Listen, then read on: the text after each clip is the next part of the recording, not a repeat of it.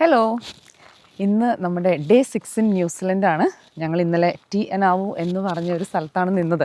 അവിടെ നിന്ന് നമ്മൾ ചെക്കൗട്ട് ചെയ്യുകയാണ്.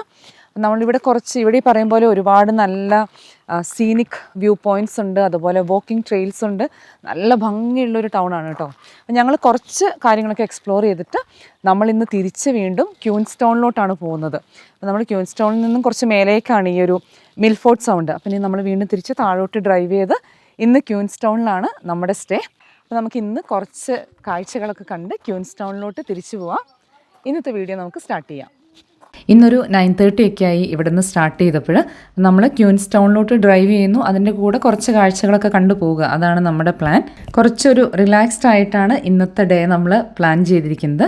നമ്മൾ ആദ്യം പോകുന്നത് റെയിൻബോ ബ്രിഡ്ജ് എന്ന് പറഞ്ഞിട്ടുള്ള ഒരു ബ്രിഡ്ജാണ്.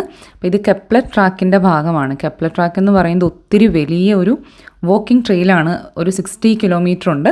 അപ്പോൾ നമ്മൾ ജസ്റ്റ് ഈ ബ്രിഡ്ജിലൊക്കെ പോയി ഒരു ഫോട്ടോയൊക്കെ എടുത്ത് വരാമെന്ന് ഓർത്തിട്ട് അങ്ങോട്ട് പോവാണ്. ഈ ഒരു ഡ്രൈവ് കുറച്ച് ഡിഫറെൻ്റ് ആയിട്ട് തോന്നി. നമ്മൾ ഇത്രയും നേരം മലകളും ലേക്കും അങ്ങനത്തെ ഒക്കെ ഒരു വ്യൂ ആയിരുന്നു. ഇത് കുറച്ചും കൂടി ഒരു ഇൻലാൻഡ് ഡ്രൈവ് ആയിരുന്നു. നമ്മൾ താമസിച്ച സ്ഥലത്ത് നിന്ന് എനിക്ക് തോന്നുന്നു ഒരു 15-20 മിനിറ്റ്സിൽ നമ്മൾ ഈ ഒരു റെയിൻബോ ബ്രിഡ്ജിൻ്റെ അവിടെ എത്തി. അപ്പോൾ ഇത് ഈ കെപ്ലർ ട്രാക്കിൻ്റെ ഒരു സ്റ്റാർട്ടിംഗ് പോയിൻ്റ് ആണെന്നാണ് എനിക്ക് മനസ്സിലായത്. അപ്പോൾ ഇവിടെ ഒരുപാട് പേര് ആ ഒരു ഫുൾ ട്രെയിൽ കംപ്ലീറ്റ് ചെയ്യാൻ വേണ്ടിയിട്ട് വന്നവരാണെന്ന് തോന്നുന്നു. അപ്പം നമ്മളെപ്പോലെ ഇങ്ങനെ ഇത് കാണാൻ വേണ്ടി വന്നവരായിട്ട് സത്യം പറഞ്ഞാൽ നമ്മൾ മാത്രമേ ഉണ്ടായിരുന്നുള്ളൂ. ഈ കെപ്ലർ ട്രാക്കിലാണെങ്കിലും കുറച്ചുകൂടെ ചെറിയ ഒരു 10 കിലോമീറ്റേഴ്സ് 6 കിലോമീറ്റേഴ്സൊക്കെയുള്ള പല പല ട്രെയിലുണ്ട്. അപ്പം ഈ ആളുകളെല്ലാവരും തന്നെ അങ്ങനെ നടന്ന് ഇതൊക്കെ എക്സ്പ്ലോർ ചെയ്യാൻ സമയമെടുത്ത് വന്നവരാണ് കേട്ടോ.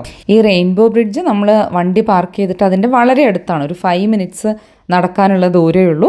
ഇതൊരു വലിയ ട്രെയിലായതുകൊണ്ട് തന്നെ അവിടെ കുറേ ഇൻസ്ട്രക്ഷൻസ് ഒക്കെ വെച്ചിട്ടുണ്ടായിരുന്നു. നമ്മളിങ്ങനെയൊക്കെ പോകുമ്പോൾ ശ്രദ്ധിക്കേണ്ട കാര്യങ്ങളെ പറ്റിയും കൊണ്ടുപോകേണ്ട സാധനങ്ങളെ പറ്റിയൊക്കെ ഒരുപാട് ഇൻഫർമേഷൻസ് ഒക്കെ അതിൻ്റെ ഒരു സ്റ്റാർട്ടിംഗ് പോയിന്റിൽ അവരിങ്ങനെ ഡിസ്പ്ലേ ചെയ്തിട്ടുണ്ടായിരുന്നു. അപ്പോൾ ഈ ഒരു റെയിൻബോ ബ്രിഡ്ജ് ഇതൊരു ഹാങ്ങിങ് ബ്രിഡ്ജാണ്.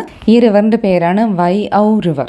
ഒരു വ്യത്യസ്തമായ പേരല്ലേ. ഇവിടുത്തെ ലേക്കുകളും റിവറുകളും ഒക്കെ മൗരി ലാംഗ്വേജിൽ ഭയങ്കര ഇൻഫ്ലുവൻസ്ഡ് ആണ്. മൗരി ലാംഗ്വേജ് ഇവിടുത്തെ മൗരി വംശജർ സംസാരിക്കുന്ന ഭാഷയാണ്. ന്യൂസിലൻഡിലെ ആദിമ നിവാസികളാണ് മൗരീസ് എന്ന് പറയാം. ഈ കോളനൈസേഷനൊക്കെ മുൻപേ ഇവിടെ ഉണ്ടായിരുന്ന ആളുകളാണ് അവർ. അപ്പോൾ ഇവിടുത്തെ ഓരോ സ്ഥലത്തിൻ്റെ പേരിലും അവരുടെ ലാംഗ്വേജിൻ്റെ ശക്തമായിട്ടുള്ള ഇൻഫ്ലുവൻസ് ഉണ്ട്. നമ്മൾ കുറച്ച് നേരം ആ ബ്രിഡ്ജിൽ കൂടെയൊക്കെ അങ്ങനെ നടന്ന് പിന്നെ നമ്മൾ ക്യൂൻസ്റ്റൗണിലോട്ടുള്ള നമ്മുടെ ജേണി കണ്ടിന്യൂ ചെയ്യാണ്.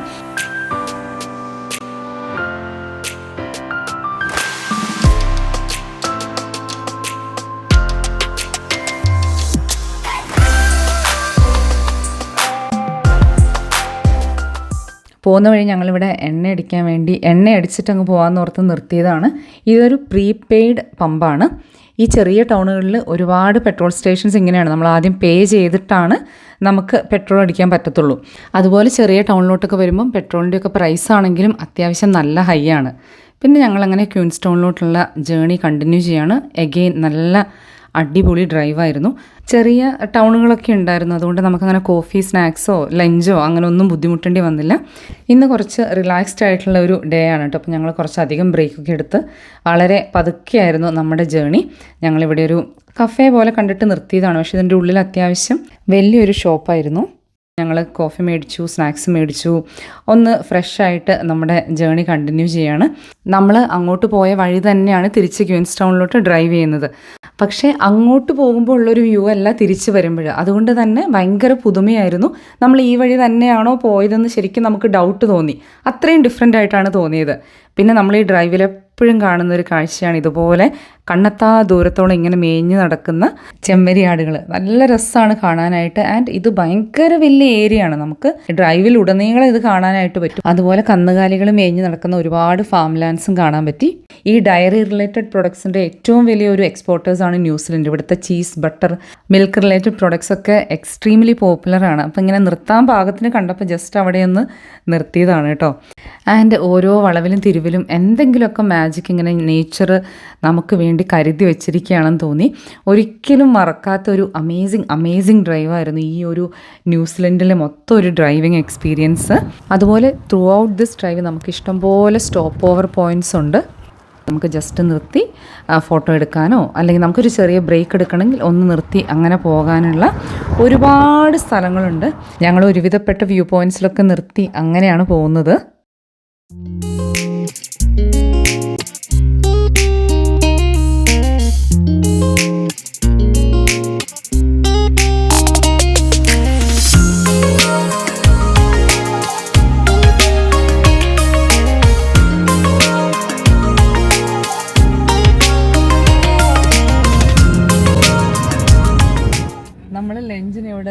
ബർഗർ കിങ്ങിൽ നിന്ന് ഡ്രൈവ് ത്രൂ എടുക്കാമെന്ന് ഓർത്തിട്ട് അപ്പോൾ പെട്ടെന്ന് മേടിക്കാമല്ലോ. ലഞ്ചൊക്കെ കഴിച്ച് നമ്മൾ പോകുന്നത് കിവി വാട്ടർ പാർക്കിലോട്ടാണ്. ഇത് ലോബേൺ എന്ന് പറഞ്ഞ സ്ഥലത്താണ്. ക്വീൻസ് ടൗണിൽ നിന്നൊരു 1 അവറോളം ഡ്രൈവ് ഉണ്ട്. ഈ വാട്ടർ പാർക്കിൻ്റെ ഒരു പ്രത്യേകത എന്താണെന്ന് വെച്ചാൽ ഇതിലെ റൈഡ്സ് എല്ലാം വെള്ളത്തിൻ്റെ മേലെയാണ്. ഇതൊരു ലേക്കിൻ്റെ സൈഡിലാണ് ഈ വാട്ടർ പാർക്ക്. ഭയങ്കര ഡിഫറെൻ്റ് ആയിട്ട് തോന്നി. ഈ വാട്ടർ പാർക്കിൽ പോകാനായിട്ട് നമുക്ക് നന്നായിട്ട് സ്വിമ്മിങ് അറിയണം. അതുകൊണ്ട് ഞങ്ങൾ പോയില്ല, മക്കൾസ് മാത്രമേ പോയുള്ളൂ. സത്യം പറഞ്ഞാൽ അവരെ ഒന്ന് ഹാപ്പിയാക്കി വെക്കാനും കൂടി വേണ്ടിയാണ്. ഈ ഡ്രൈവ് തന്നെ ആകുമ്പം മക്കൾസിനൊക്കെ ചിലപ്പോൾ ബോറടിക്കില്ലേ. അപ്പോൾ ഇങ്ങനത്തെ എന്തെങ്കിലുമൊക്കെ കുറച്ച് ആക്ടിവിറ്റീസൊക്കെ ഉണ്ടെങ്കിൽ അവർക്ക് കുറച്ചുകൂടെ എൻഗേജിങ് ആയിരിക്കുമല്ലോ. അവരങ്ങനെ ശരിക്കും എൻജോയ് ചെയ്തു. അവർക്ക് ഒത്തിരി ഇഷ്ടപ്പെട്ടു. ആദ്യമായിട്ടാണ് ഇങ്ങനത്തെ ഒരു വാട്ടർ പാർക്കിൽ പോകുന്നത്. അത് കഴിഞ്ഞ് ഞങ്ങൾ ഇവിടുന്ന് ഒരു ഐസ്ക്രീമൊക്കെ മേടിച്ചു. ഇത് ഫ്രഷ് വാനില ഐസ്ക്രീമാണ്. എന്നിട്ട് അതിൽ എന്ത് ഫ്ലേവറാണോ വേണ്ടത്, ബ്ലൂബെറി, സ്ട്രോബെറി, അങ്ങനെ 3-4 ഓപ്ഷൻസ് ഉണ്ട്. അവരവിടുന്ന് ഫ്രഷായിട്ട് ആ ഫ്രൂട്ട് ഒന്നിങ്ങനെ മാഷ് ചെയ്തിട്ട് ആഡ് ചെയ്ത് തരും. അടിപൊളി ടേസ്റ്റായിരുന്നു.